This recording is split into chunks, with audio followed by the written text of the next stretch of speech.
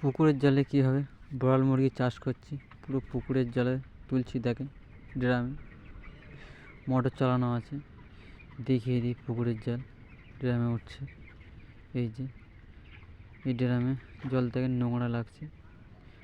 আর দেখিয়ে দিই, বুঝতে পারবেন পুকুরের জলটা। আর যেটা তোমার ফটকি মারা ছিল এর আগে যে জলটা তুলেছিলাম সেই জলটা দেখায়। এটা না, যদি এইটা সঙ্গে সঙ্গে তুলেছি এটাই দেখাচ্ছি। এটাই দেখেন কতটা পরিষ্কার, শুধু ফটকিরি মারা আছে, দেখলে বুঝতে পারবেন।